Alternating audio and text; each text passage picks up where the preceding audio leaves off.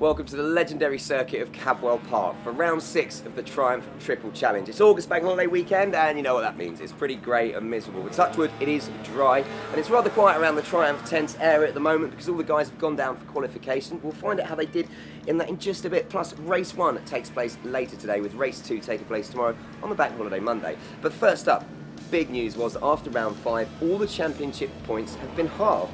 This means that Rob Guiver still sits at the top of the table, but he only has a 22-point gap between him and second-place rival Phil Atkinson. I thought it would be a good idea to talk to series director Tony Scott on exactly why they've done this, and also to find out a bit more about the kind of bikes these guys are riding.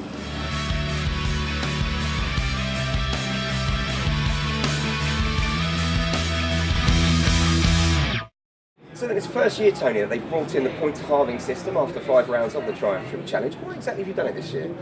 There was a multitude of reasons behind it. They do it in British Superbikes, you've seen it operating there. We wanted to do it slightly differently. It was really to re-incentivise and revitalise the championship. You're coming in, a lot of guys, young guys, never ridden the 675 before, so they're finding their feet, they're finding suspension settings. In the case of James Egan, they're learning the circuits. So now they've got their head around all that stuff, they've got the bikes operating, we decided to slash all the points in half, bring the whole championship back down close together. Everybody's now fired up because what they thought was an impossible task is suddenly possible. And it really does. It doesn't just affect the guys at the top, and we've seen the fact that Rob Guiver's lead's been cut from 44 to 22 points. It makes it very interesting with 3 rounds to go. But it's all the guys competing mid-table and even at the bottom because, you know, they have had a chance, as you say, to learn the bike, learn the circuits, get used to the series, and now they can almost start again, really. Yeah, virtually they can, and I've seen it already. Everybody's really fired up this weekend. Certainly Atkinson's eyes are shining because he's thinking to himself, hang about, there's one race win here. Anything goes wrong with Rob Guiver now and the championship is going to be blown wide open. Now listen, we mentioned obviously guys gelling with the bike there with Rob and Phil Atkinson. We're here in the Triumph 777RR factory racing centre because I wanted to know, Tony, what really the difference is between the Triumph Triple Challenge bike and say, for instance, the factory 77RR Supersport bike? Well, what we'll do is we'll literally cover all 3 aspects because the TTC bikes are, for all intents and purposes, stock road engines. Well, they are stock road engines. They're virtually stock road bikes. Okay. They're what you're walking into a shop and buying in the showroom with the bodywork taken off. So I thought it'd be a good idea to make a quick comparison between a TTC bike and a road bike, what all our viewers are just running around on the road on, and then move up to the Supersport and just see what the differences are. So Tony, talk us through then Phil's actual race bike and the differences between this and say to start with a normal stock 675. Well, when the bikes come down to T3's unit, we prepare all the machines, they come direct from the factory. So, there are 2 major changes that need to happen, front suspension and rear suspension. Okay. And effectively, that's it. It stops there. We seal the engine so nobody can go inside them. The only area they can go into is the actual clutch itself. And that just stops anyone modifying the engine so that everyone's got a level playing field, isn't Totally. it? Security tags on there. We check every now and then that the ECUs haven't been tampered with by checking the tune numbers, etc. Sometimes we just reload them back in again.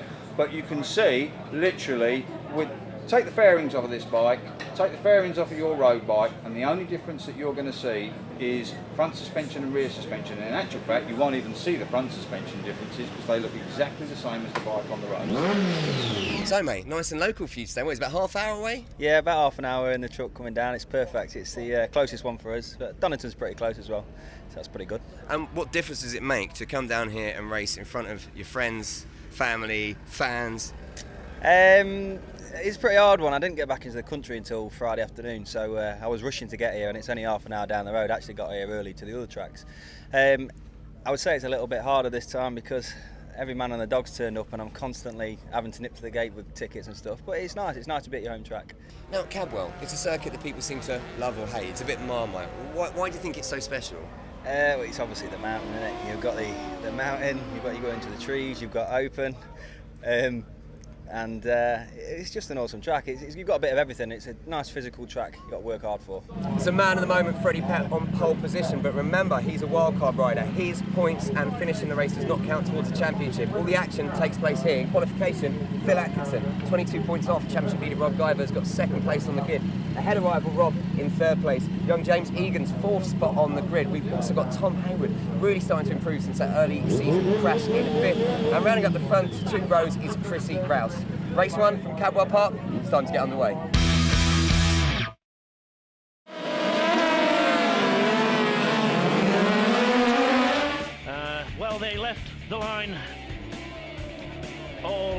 won. Phil Atkinson it was that got the whole shot in towards Coppice Corner as Freddie Peck gave chase in the early stages through the first lap, and it was Rob Guiver that hit the front, just outbraking Phil Atkinson in towards Park Corner. These two made a little bit of a break over the third place rider. Rob Guiver got it all wrong coming over the mountain, and that allowed Phil Atkinson through to take the lead, and he dictated proceedings for a few laps before Rob Guiver decided that he wanted to slice back at the front, just left his braking a little bit too late into Park Corner, and Phil Atkinson dived back up the inside. Tommy Haywood, the local rider, crashed out of it, hopefully without injury. We saw that Will Leaning also crashed on the exit of the Link chicane. But the battle for the lead hotted up as James Egan and Chrissy Rouse started to dust it up for third position, just costing themselves a little bit of time. But Phil Atkinson and Rob Guiver battled it out at the front. Chrissy Rouse managed to dispose of the challenge of James Egan, and as they headed out into the final stages, Guiver took the lead. He went a little bit too early, nearly high-sided coming out of Mansfield Corner, but Phil Atkinson couldn't capitalise on that one, and it was Rob Guiver that took the victory, and Chrissy Rouse just edged out Phil Atkinson for second. So after Brands Hatch, I didn't think we could possibly have any more exciting racing, but race 1 has just blown me away. Just to round up in the Premier Class, James Egan finishing 4th overall and taking the Premier Class win. Second place went to Dan Fuller, and David Sellers, the local guy we were chatting to earlier, managed to pick up 3rd. So a little bit of local knowledge helping him there. But race winner in the elite class, it's this man again, Mr. Rob Guiver. Dude, what a race. Yeah, it was awesome. I mean, I wasn't expecting that at the start. When we set off, it started spitting rain, and it was like that for most of the race, so we was just waiting for it to come down. And at the start, I just wanted to get to the front after Brands actually getting a bit beaten up first couple of laps. So got to the front, got my head down, Phil come past, and he was being a little bit tentative because of the weather and stuff. And I made a couple of passes, he passed me back, and I think then we started really having a go at each other, and it was awesome. I was having moments everywhere.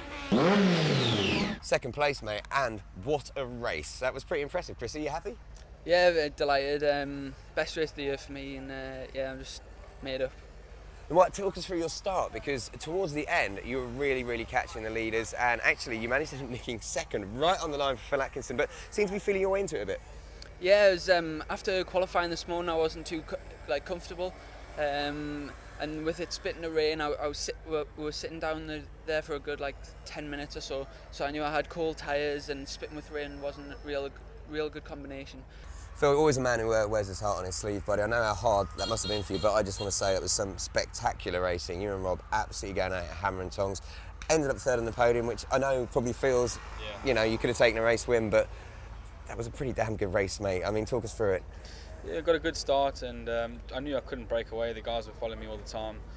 Rob came past a couple of times. I got him straight back. He was on the limit, you know, and he just had a few really big moments. And on the last lap again, he had a massive moment, and I was just so close that I couldn't go either side of him. And I rolled off. He pulled away. He got the few meters he needed, and coming onto the last corner, onto the last lap, I tried to get some good drive out of there and lost the rear end, and obviously got passed by Chrissy to the line. So, you know, gutted for that result, but hopefully tomorrow we can come back, and I don't know, it's just so close and it's so evenly matched that I don't know what else to try, and I'm sure if it went the other way around, Rob wouldn't know what else to try. You know, it was just one of those things. So then, fella, being a local, what's it like being at your home track racing in front of a home crowd? Well, the pressure's on, it's exciting, and it's like the best thing ever. I mean, the atmosphere is amazing. It always is at Cadwell. It's bank holiday meeting, everybody comes out from everywhere, all over the country, and just everybody has a real good time. So the riders are just lining up here on the grid for race 2 at Cadwell Park. Unfortunately, well, the heavens have opened. It is not absolutely chucking it down, but it's wet enough to have all the riders on full wets. And as always, the grid positions for race 2 are determined by the fastest laps in race 1, and that means having put in the fastest lap on the last lap of the race, wildcard rider Freddie Peck retains his pole position, but it's all changed elsewhere. Chrissy Rouse, a youngster, again, really quick in practice and in the last few laps of race 1. He takes second place on the grid. Third place on the grid is the youngster James Egan from South Africa. Rob Guy, the championship leader, starts a second row. His rival Phil Atkinson is in 5th place, and finally Tommy Haywood He's in 6th on the second row. It's time for race 2 here at Cadwell Park. Let's get out of the way and let them get racing.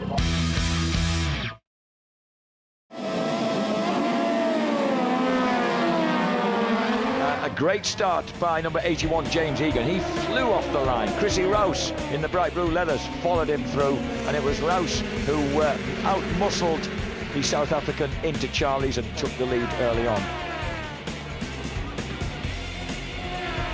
And then braking hard down to Park Curve, James Egan retook the lead from Chrissy Rouse. Could he hold his line? Yes, he did. But then Rouse cleared off at the front. Rob Guiver began to regroup and broke through into 3rd place. As it got drier, he launched an assault down the dry line into Park Curve. He moves past Egan into 2nd place. Rob Guiver, the championship leader, moving on as 2 riders. That one, Piers Hutchins, go down at the hairpin where it was getting particularly damp after another bout of rain. And 3 abreast coming down the main straight. There's Christian Elkin, number 8, making a move past James Egan, and then down goes number 22, David Fuller. Spins out at the foot of the mountain, and problems from just behind him, rolling through behind him already. Chrissy Rouse, the race leader, has a technical issue with the Triumph on the penultimate lap, and as the Geordie boy rolls to a halt, it's Rob Guiver who inherits the lead and his 2nd race win of the weekend. Guiver takes it and extends his lead in the 2012 championship. Elkin finishes in 3rd place ahead of Egan, Whedon and Tom Haywood. Well done, Rob Guiver. So a spectacular race 2 there at Cadwell Park, and once again I'm chatting to a race winner, and that's 8 out of 12 this season, Mr. Rob Guiver. Mate, talk us through it. That was a little bit different, wasn't it? Yeah, I mean, as soon as the rain started coming down, I was sort of like, gripping my pants a little bit really, because I really don't like the wet. But I mean, it's the same for everyone. I thought just go out, be nice and calm at the start, and be consistent, try and get as many points as I can really. As soon as the lights went, that was it. I was off. I felt really confident. I wasn't going too mad. I built myself up. I found a nice gap where in 2nd place Chrissy was in front, and I thought I'll just bring home for 2nd, nice points. And Chrissy had a problem, so gutted for him because he deserved that win. But you know, I've had my bad luck in the past here, so to get good luck like that, you know, it's been fantastic. 2nd place in race 2 and proper running. Enjoyed that? Yeah, I loved it, to be honest. Like, the weekend's been a dream, to be honest. I qualified pole twice, fastest lap of the weekend in the dry. The 4th was a bit disappointing yesterday, but I just spent too long getting up to speed, didn't really want to push it, so then I made up with the fastest lap, qualified pole, got a half decent start and just wobbled around. Like, my whole motto of the weekend was to take it slow and steady, get back into the groove of things, and yeah, I just seemed to pay off in that race, being smooth, and got me 2nd. So. Christian, 2nd podium this season. How do you enjoy that, mate? Really chuffed. It's great for Stratstone McCready Racing and all my sponsors like Leak Master and Science Stick that helped me back in Northern Ireland. So it's good to pay him back with a podium. Yeah, now obviously championship, only 3 rounds left to go. What's your aim for the rest of the season? Well, obviously at the start of the year I had high ambitions. I thought I could, run right at the front, but unfortunately racing doesn't work the way you plan sometimes, and I've not. So we're just going to try and get as many good results as we can. Really, I'd like to win before the year's out. Really, that's my ambition. Really, to win before the end of the year.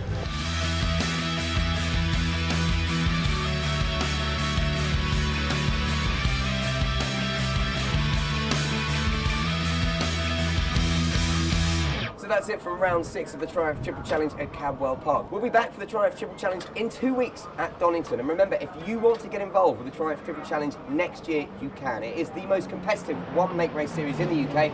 Find out more at triumphtriplechallenge.com.